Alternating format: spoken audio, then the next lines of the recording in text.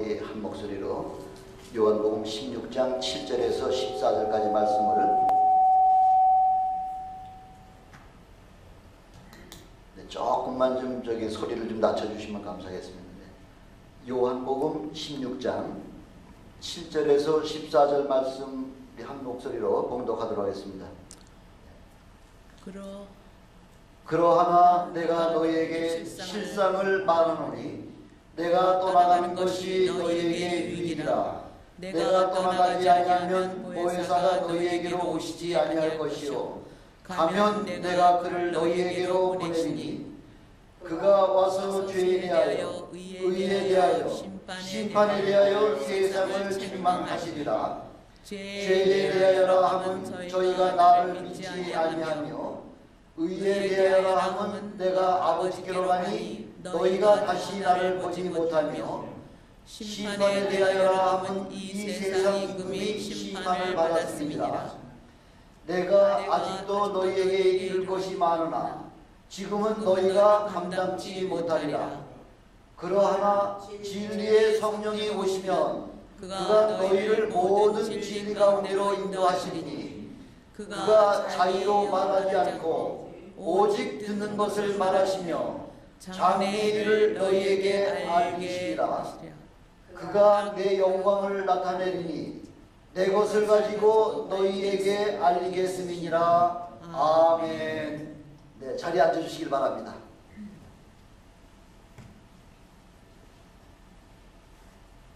저는 오늘 요한복음 16장 7절로부터 14절까지 말씀을 가지고 책망하시는 성령이라고 하는 제목으로 성령 시리즈 7번째를 여러분들과 함께 은혜 나눠보려고 합니다. 성령은 하나님의 깊은 사정을 아신다 하고 이렇게 말씀하고 있죠. 우리도 하나님의 계획과 하나님의 마음을 알려면 성령을 힘입어서 그래야지만 우리가 하나님을 아주 깊이 알 수가 있다 하는 걸 우리에게 말씀해주고 있습니다. 하나님을 믿는다고 하면서도 하나님에 대하여 알지도 못하고 체험하지도 못한다고 할 것 같으면 그것은 하나님을 잘 믿는 것이 아닙니다. 우리의 신앙이 자칫 종교 생활로 변화되는 경향이 요즘 그 믿음의 사람들을 보면서 많이 우리가 느끼게 되죠. 신앙이 아니라 종교 생활이 될 것 같으면 그건 참 믿음이 아니라는 것이죠. 하나님의 은혜와 축복을 우리 안에 경험을 해야지만 비로소 참 믿는 것이라는 것입니다. 하나님을 체험하시기 원하시면은 먼저 성령께서 우리 안에 오셔야만, 우리가 성령을 영접하지 않냐고서는 하나님을 체험할 수가 없습니다. 그래서 성령을 힘입어야지만 하나님을 알 수 있고 우리 예수 그리스도를 알 수가 있다는 것입니다. 그래서 우리 예수께서 뭐라고 말씀하시냐면은 너희는 성령을 받아라 하고 그렇게 우리에게 분부하고 계시지 않습니까? 왜? 성령으로 하지 않냐고서는 우리가 하나님도 알지 못할 뿐만 아니라 우리 예수 그리스도 자신도 우리가 깨닫지 못하기 때문에 그래서 우리에게 성령을 받으라고 그렇게 우리에게 분부하고 계신 겁니다. 많은 사람들이 하나님의 축복을 받기를 원하죠. 축복을 받고 싶다고 다 축복받는 거 아니지 않습니까? 그 전제 조건이 바로 우리의 영혼이 살아있어야지만 하나님의 축복을 받을 수가 있다는 것입니다. 어떻게 하면 우리 영혼이 살 수 있다는 것입니까? 그러면 요한복음 15장 5절에도 보니까 나는 포도나무요 너희는 가지니 저가 내 안에 내가 저 안에 있으면 이 사람은 과실을 많이 맺나니 나를 떠나서는 너희가 아무것도 할 수 없다 하고 그렇게 주님께서 나에게 포도나무인 나에게 붙어 있어야지만 비로소 많은 열매를 맺을 수 있다 하고 그렇게 말씀하고 있는 거죠. 우리가 하나님의 축복을 받기를 원하면은 하나님 예수 그리스도의 붙잡힌 바 되지 않냐고서는 하나님의 축복을 받을 수가 없다는 거죠. 가장 중요한 것은 나무가 되시는 포도나무가 되시는 우리 주님 앞에 우리가 꼭 거기에 붙잡힌 바가 돼야지만 비로소 우리에게 풍성한 열매를 맺게 해주시는 분 바로 주님이 맺게 해주신다는 걸 우리에게 약속해 주고 계시는 거죠. 예수님께 붙어 있어야만 진액을 공급받을 수 있고 또한 풍성한 열매를 맺을 수가 있습니다. 만일 가지가 나무 위에서 떨어져 있을 것 같으면 그 가지는 죽은 나무죠. 바로 불신앙이죠. 어떤 것이 바로 가지에서 떨어져 있는 것이냐면은 세상 풍습을 쫓는 것, 세상 것을 좋아해서 세상 것에 매달려 있는 것, 그것 바로 가지에서 우리 가지가 나무에서 떨어져 있는 바로 마귀를 쫓는 자들이요 또 본질상 진노의 자식이라고 그걸 우리에게 그렇게 말씀하고 있죠.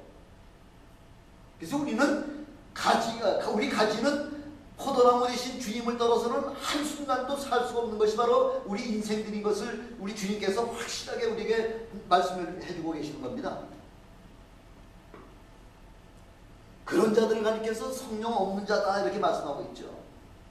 성령이 함께 하시지 아니할 것 같으면 우리는 하나님을 이해할 수도 없을 뿐만 아니라 하나님을 믿을 수도 없다는 거죠. 그래서 우리 하나님께서는 이 우주 만물 가운데에 유일하게 우리 인간들에게만 성령의 감동을 받을 수 있는 그런 특별한 은혜를 우리에게 허락해 주셨다는 거죠. 성령이 하시는 일 가운데 가장 중요한 일이라고 할 것 같으면 우리를 말씀으로다가 늘 책망하시는 것이 바로 성령께서 우리에게 하시는 가장 중요한 사역 중에 하나라는 것입니다. 이게 8절에 보니까 그가 와서 우리의 죄에 대하여, 의에 대하여, 심판에 대하여 또 세상을 책망하시는 분이라고 바로 우리 성령 하나님이 바로 그 사역이 그런 사역이라고 주님께서 우리에게 이미 말씀을 해주고 있지 않습니까? 책망이라고 하는 그 말씀은요, 우리를 징벌하신다는 그런 의미하고는 조금 다르죠. 우리 한국 속담에 달리는 말에 채찍을 가한다 그런 말씀 있잖아요. 우리 믿음이 좀 연약하고 떨어질 때에 우리 성령 하나님께서는 우리에게 끊임없이 권면하시고 책망하시면서 우리의 신앙을 바로 세워주고 우리의 신앙을 점점 더 강하게 만들어주려고 하는 것이 바로 우리 성령 하나님께서 우리에게 주시는 책망 중에 하나라고 하는 것입니다. 그래서 성경 전체는 믿음과 의와 심판에 관해서 우리에게 시작부터 끝까지 그렇게 말씀하고 있지 않습니까? 그래서 우리 하나님과 우리의 관계는 이 세 가지의 관계가 바로 정립되지 아니하고서는 하나님을 바로 섬길 수가 없을 뿐만 아니라 우리 믿음을 바로 세울 수가 없다는 것이죠. 그래서 첫 번째, 성령은 믿음에 관해서 우리에게 책망하시는 역할을 담당하신다고 우리에게 말씀하고 있죠. 바로 그 사역이 성령께서 우리에게 하시는 가장 중요한 그 믿음에 관해서 책망하시는 역할을 성령이 하신다는 것이죠. 그래서 성령은 창세기부터 시작해서 요한계시록에 이르기까지 첫 시작부터 믿음을 우리에게 지금 요구를 하고 계신 거죠. 왜? 믿음이 없이는 하나님을 기쁘시게 할 수가 없기 때문에, 그래서 하나님과 관계를 맺을 수가 없을 뿐만 아니라 믿음을 통해서만 비로소 하나님과 바른 관계를 우리가 정립할 수 있다는 것이죠. 그렇게 하나님과의 관계가 바로 세워졌을 때에 비로소 우리는 하나님 앞에 무엇을 구하시든지 우리는 하나님께서 응답을 받을 수 있다는 것을 우리에게 말씀을 해주고 계시는 겁니다. 종종 우리는 믿음을 관념적인 것으로만 생각하는 경우가 종종 있죠. 믿음은 관념이 아니라는 거죠. 실상이라는 거죠.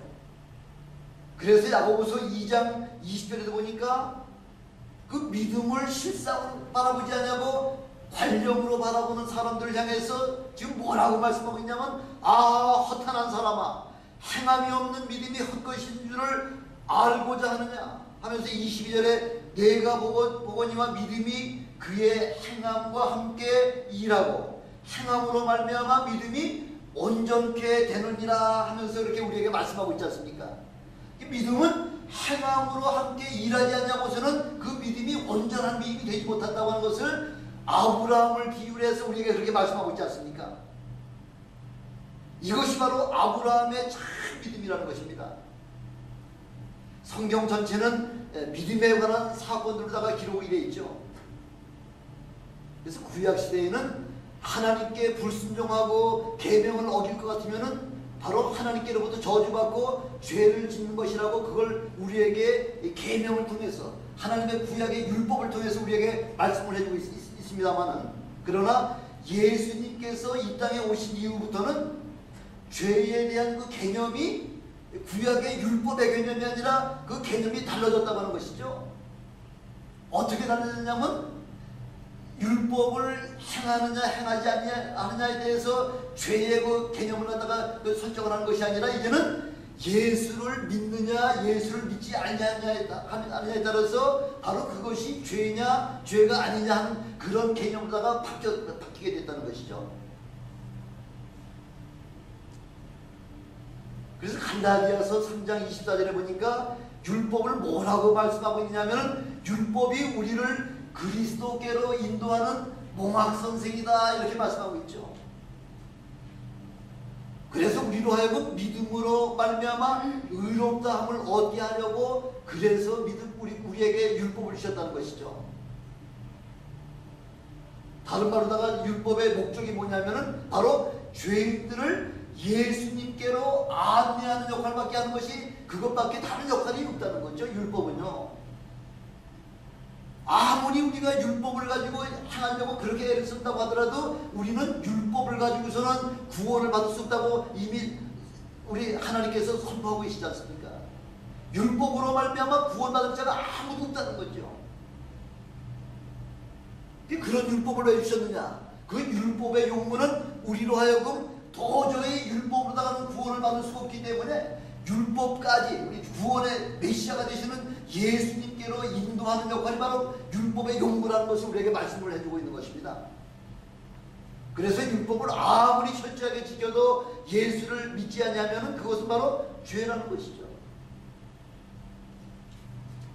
메시아를 사모하는 그 믿음을 얻게 하기 위해서 율법은 도구를 우리에게 주셨다 하는 것을 우리에게 지금 말씀을 해주고 있는 것입니다.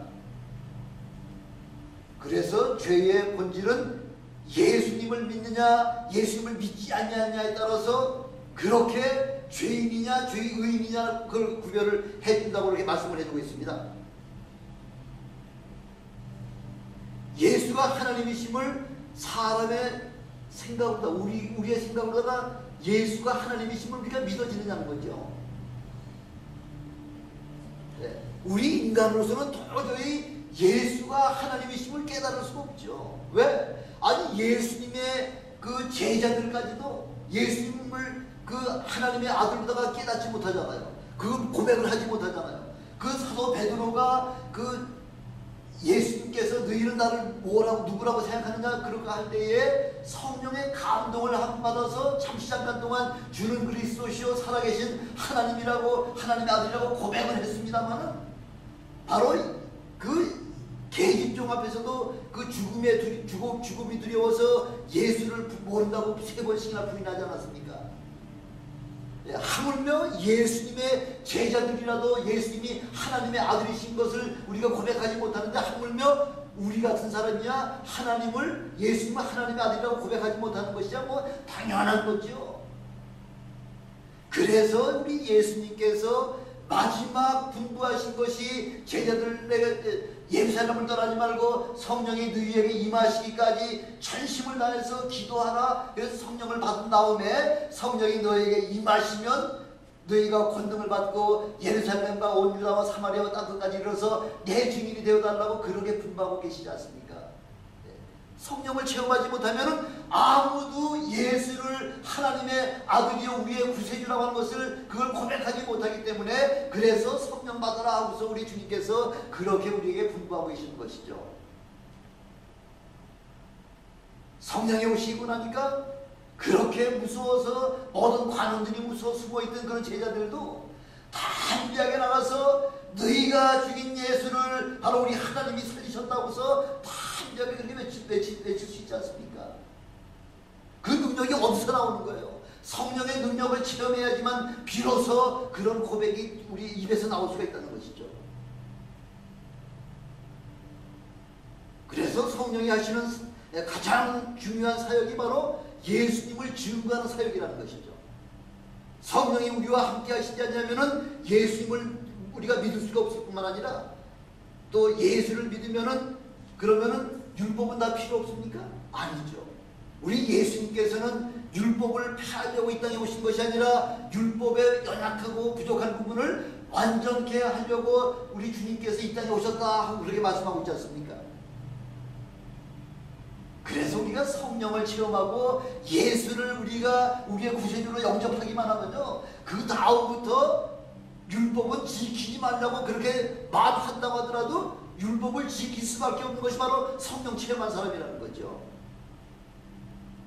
그래서 여기 계신 분들은 성령 충만해서 율법도 열심으로 잘 지키시는 여러분들이 되시기를 주님의 이름으로 축원합니다. 예, 그럴 때 우리 하나님께서 여러분들의 믿음을 더 높이 받아주시고 여러분들의 믿음을 통해서 여러분들이 소원하는 모든 축복을 채워주시는 그런 하나님이심을 체험하시는 여러분이 되시길 다시 한번 주님의 이름으로 축원합니다. 두 번째, 성령이 하시는 사역은 우리가 의롭게 되기를, 그거를 우리 성령 하나님은 원하신다는 거죠. 성령으로 아니하고는 우리가 의롭게 될 수가 없죠. 이 세상에는 본래 의인이 하나도 없다고 로마서 3장 10절에 의인은 없나니 하나도 없다고 이미 선언하고 계시지 않습니까? 그러나 우리가 주님과 더불어 의인의 반열에 참여하지 못할 것 같으면은 아무도 천국을 소유할 수 없다고 하는 것을 우리에게 분명히 말씀하셨기 때문에, 비록 이 땅에 의인은 없지만은 예수 그리스도로 말미암아 우리가 의인의 반열에 참여할 수 있어야지만 비로소 천국을 우리의 소망을 우리에게 주시겠다고 말씀을 하고 있습니다. 죄가 없으신 우리 예수님께서 이 땅에 오셔서 죄인과 같이 그렇게 생활하시다가 마치 죄인과 같이 십자가에 죽으셨잖아요. 근데 그분이 죄가 없다고 하는 것을 어떻게 우리가 증명할 수 있느냐는 거죠. 우리 힘으로는 증명할 수 없잖아요.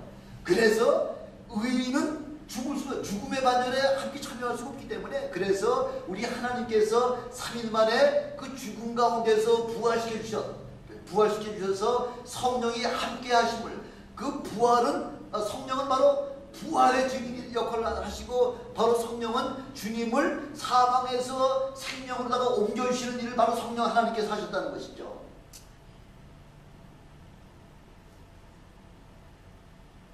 의인은 결코 망할 수가 없습니다. 또한 의인은 결코 지옥에 갈 수도 없을 뿐만 아니라 또 하늘 보좌를 유업으로 받을 수가 없습니다. 그렇기 때문에 우리 하나님께서는 예수 그리스도가 죄가 없으신 분임을, 그것을 부활을 통해서 증명을 해주셨다는 거죠. 우리 주님은 회개할 것이 없으신 분이잖아요. 또한 우리 주님은 용서받을 것이 없는 그런 아주 완벽한 의인이시지 않습니까? 그래서 자신을 가리켜서 우리 주님께서는 늘 인자다 이렇게 말씀하고 계시는 거죠. 비록 죄인과 같이 사람의 모습으로 오셨지만은 그분은 죄가 없는, 용서받을 것이 없는 완벽한 하나님이심을, 그걸 말씀을 하시기 위해서 인자가 죽어야 하리라, 인자가 살아야 하리라 하고서 늘 인자를 갖다 강조하신 것입니다. 우리는 이 세상에서 다시는 예수님을 볼 수가 없죠. 왜? 주님 성경에서 그렇게 말씀하고 있잖아요. 우리도 의롭게 되지 않냐면은 영생의 부활을 하지 못할 뿐만 아니라 영원한 천국에 우리는 들어갈 수 없죠.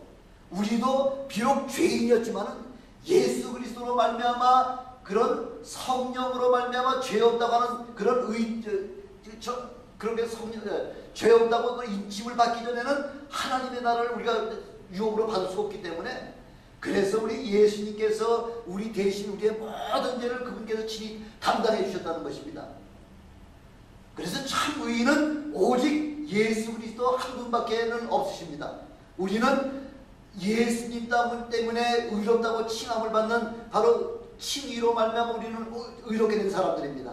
의인은 죄인들과 함께 두지 아니하실 뿐만 아니라 우리 지옥에도 들어갈 수가 없는, 그렇게 그래서 천국을 우리에게 유업을 주신다고 말씀하시면서 의인은 죄인들과 함께 멍에를 같이 하지 아니한다는 것을 우리에게 분명히 말씀해 주고 계시죠.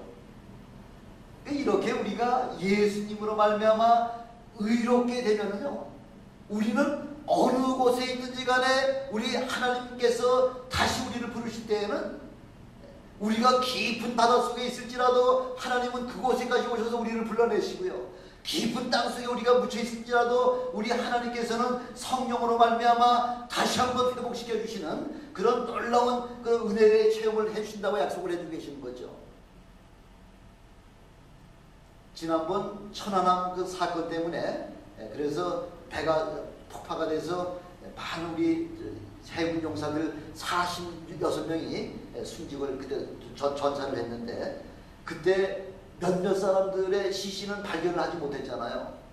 그래서 국방부에서 지금 어떤 그 이야기가 나오냐면, 만약 그 당시에 모든 장병들에게 그 베리칩이라고 하는 것을 다 주입을 시켰을 것 같으면은 바다 깊은 곳에서도 성령께서는 우리 모든 인간 성령 체험한 모든 사람들을 바다 깊은 곳에 있을지라도 거기서 부르시고 땅속에 있을지라도 부르시는 바로 그거와 똑같이 동일하게 베리칩을 우리에게 몸에 부착만 시키고 있을 것 같으면은 어느 곳에 있든지 간에 다 그 생명을 찾아낼 수 있기 때문에, 그래서 군인들에게 베리칩을 첨부를 시켜야 된다 하는 것을 지금 요즘 한국에서도 국방부에서는 지금 논의가 되고 있다고 하는 얘기를 들었습니다. 요즘 그것뿐만 아니라 어린아이들 주계가 얼마나 심합니까? 납치한 그 어린아이들에게도 베리칩이 그 심어지기만 할 것 같으면 어느 곳에 있든지 그 범죄, 어린아이를 잊어버린 순간에 어느 곳에 있는지 금방 죽기 전에 찾아낼 수 있는 것이 바로 베리칩의 그 효능이라고 하는 것을 지금 암암리에 계속해서 지금 주입을 하고 있다고 하는 얘기를 들었습니다. 엊그저께도 오렌지 카운티에 지진이 일어났고요. 또 오늘 아침 신문 보니까, 뉴스를 보니까 이란에서도 지진이 발생해가지고 한 2천여 명이 죽거나 지금 아마 다쳤다고 하는 이야기를 들었습니다. 작년에 그 일본 쓰나미 사건으로 말미암아 수많은 사람들의 시신이 행방불명이 됐잖아요. 이런저런 환경과 이런 모든 조건을 통해서 베리칩은 우리에게 반드시 필요한 것이다 하는 것을 아주 필요한 것을 우리에게 계속해서 지금 강조하고 있으면서요, 더군다나 이제 마지막 때의 건강의 문제, 또 경제수단의 그 신속함이나 편안함 때문에 점점 더 합법적으로다가 지금 베리칩을 사람들에게 주입을 시키려고 지금 얼마나 지금 반박을 하고 있습니까? 바로 우리 믿음의 사람들이 성령을 체험하고 나면은 하나님께서 다시 그 주님이 재림하시는 그 순간에 어느 곳에 있든지 다 호련하게 우리 주님께서 우리를 찾아낼 수 있듯이, 이제 마귀도 모든 인간들을 자기의 수준에 지금 몰아놓으려고 지금 온갖 가진 바람을 다 하고 있다고 하는 그 사실들을 요즘 현실을 통해서 우리에게 얼마나 지금 가까이 지금 찾아오고 있는 것인 걸 우리가 너무나 잘 알고 있지 않습니까? 오늘 어떤 분이 아침에 저한테 전화를 해서 이름 석자만 되면은 아주 온 세상에 다 할 수 있는 그런 한국의 아주 유명한 목사님들 이름을 쭉 대시면서 그분들이 바로 지금 프리메이슨에 가입됐다 하는 이야기를 저한테 오늘 아침에 말씀을 해주시더라고요. 저는 그 말씀이 그냥 루머로서 끝났으면 하고 바라고 싶은 마음이에요.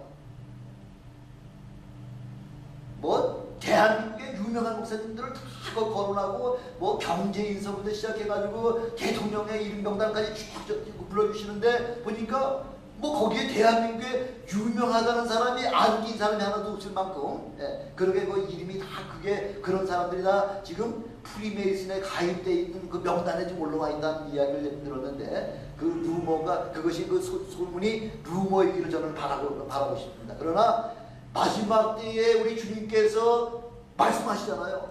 마지막 때에 내가 믿음을 보겠느냐 이렇게 말씀하고 계시잖아요. 믿음 좋다고 하는 사람들이 지금 점점 더 성령으로 시작했다가 지금 육신으로다가 지금 멸망의 그 구렁텅이로 빠지는 사람들이 얼마나 지금 세상에 많이 지금 있느냐는 것이죠. 대형 교회도 어느 교회 하나만 온전한 교회가 없을 만큼 이렇게 참 어려운 그런 점점 더 육신의 모양으로다가 그 빠져들어가는 모습을 바라보면서 바로 지금은 깨어서 기도할 때입니다 하는 것을 다시 한번 제가 여러분들에게 말씀을 드리고 싶습니다. 인원이 많고 적은 것이 문제가 아니라 얼마만큼 하나님의 말씀에 따라서 우리가 신앙을 바로잡느냐 하는 것이 그게 참 우리의 신앙의 가장 중요한 덕목이라는 것이죠.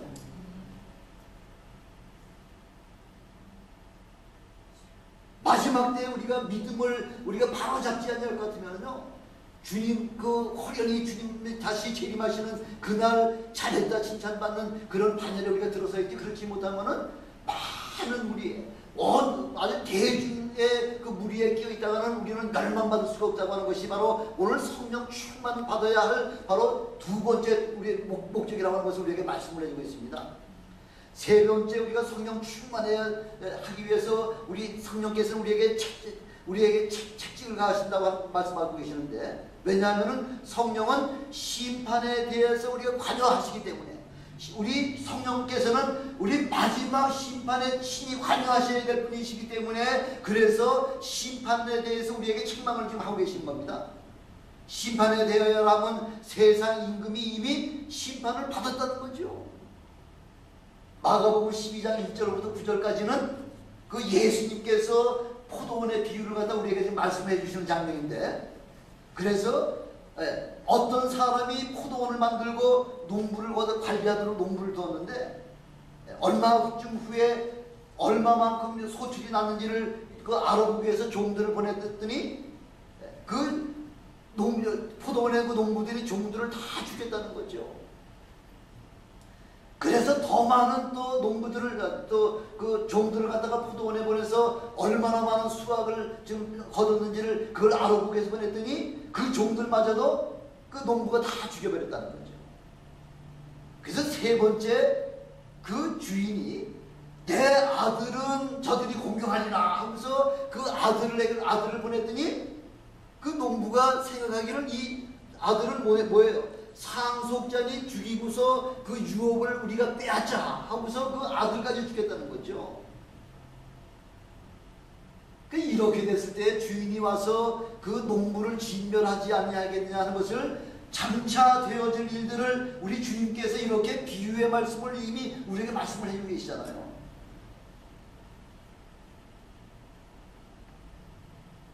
창세전에 천사가 하나님을 대적하면서 하나님의 원수가 되었을 때에 우리 하나님은 그들을 대적하시는 하나님이 아니시죠. 그들을 심판대까지 흑암에 가두셨다가 하나님은 범법자에게 사망 권세를 주어서 음부에 가두심으로 말미암아 그들로 하여금 음부의 세상 사망 권세자로다 그냥 그렇게 맡겨주셨다는 거죠. 그리고 사망 권세자가 그것이 하나님에게 아주 악한 죄인인 것을 그걸 다시 한번 확인하기 위해서 하나님께서는 아들을 이 땅에 보내주셨을 때에 마귀는 아들마저 죽이고 말았잖아요.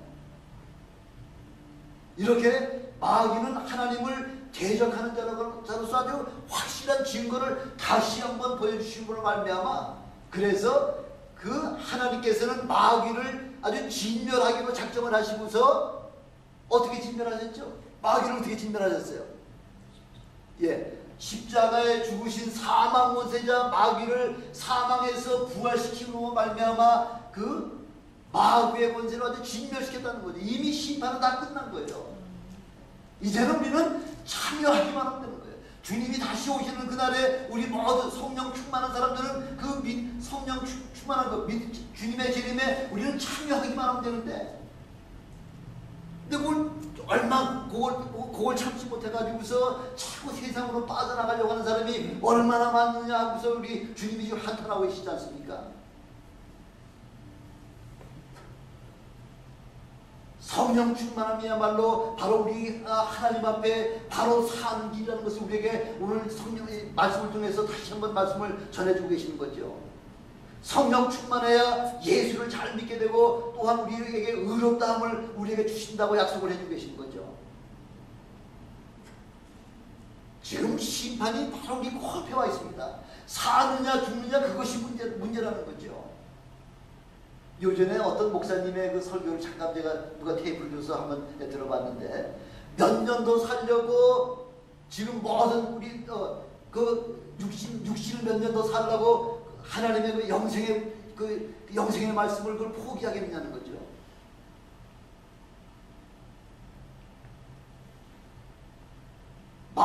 우리가 의롭게 되지 못하면은 죄인으로 말미암아 심판받을 수가 없습니다. 심판을 받을 수밖에 없습니다. 그래서 의인은 영생의 부활로, 죄인은 심판의 부활로 그렇게 하나님 앞에 서게 되는 그날을 생각하면서 잠시 잠깐의 고난을 못 이겨가지고서 그렇게 마귀의 자식이 되느냐, 아니면은 우리 인생을 몇 년 동안 좀 생애를 조금 몇 년을 우리가 생애를 죽이는 한이, 생을 우리가 죽는 한이 있더라도 그래서 성령으로 말미암아 구원의 반열에 참여하느냐, 이 두 가지 길이라는 거죠. 우리 모두는 성령 충만해서 영생의 부활에 참여하시는 여러분들이 되시기를 주님의 이름으로 축원합니다. 아멘. 우리 기도하시겠습니다. 전능하신 아버지 하나님 감사합니다. 아버지 하나님, 참으로 우리에게 성령의 은혜를 우리에게